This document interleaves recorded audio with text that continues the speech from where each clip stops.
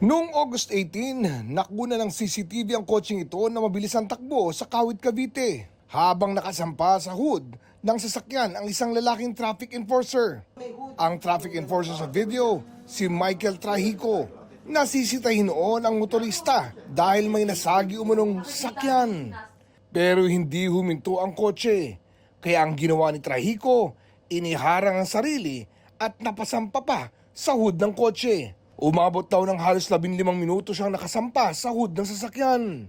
Takot po. Posible po pag nahulog ako, mamatay kaagad ako or ospital. Sobrang takot din po ako doon. Pero inano ko po yun dahil gawa ng trabaho ko. Sa press briefing kanina ng Department of Transportation at Land Transportation Office, hinikayat nilang magsampa ng kaso ang enforcer sa driver. Inanunsyo rin nila ang perpetual revocation ng lisensya ng driver o habang buhay ng hindi makapagmamaneho. Isa lang ang hinihinging kapalit ng gobyerno para mabigyan kayo ng lisensya. At yon ay sumunod kayo sa batas. Pag kayo ay hindi sumunod sa batas, kayang-kayang tanggalin ng gobyerno, ng LTO, ang lisensya ninyo.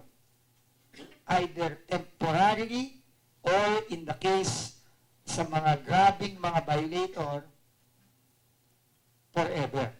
Sa datos ng DOTR at LTO sa loob lamang ng 6 na buwan, nakapagtala na ng mahigit 2,000 show cause orders at suspensions laban sa mga traffic violator.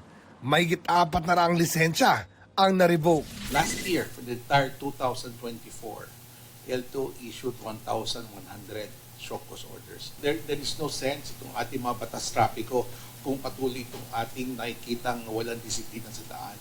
Dahil sa dumaraming hindi sumusunod sa batas trapiko, plano nila maglabas ng huwag ninyong tularan list o listahan ng pangalan ng traffic violators. Ipapublish namin ang mga pangalan, pinag-aaralan na namin ngayon yan. Para lang matuto.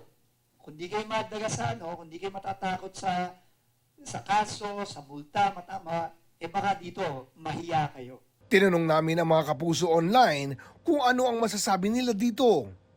Komento ng isa, imbis na ipahiya, higpitan na lang ang application at renewal ng driver's license. Komento naman ng isa pa, may mga question sa usaping ito kagaya ng human rights at data privacy. Pabor naman ng isa para madisiplina raw ang mga kamote driver. At sagot ng isa pa, paano naman kung hindi sinasadya at nagkamali lang? Nilinaw naman ng DOTR na pinag-aaralan pa nila ang legalidad nito. Tingin ko kapag naintindihan ng mga kababayan natin na may consequence ang paglabag sa batas, tingin ko dahan-dahan, titino tayong lahat. Para sa GMA Integrated News, ako si Oscar Oid, ang inyong saksi.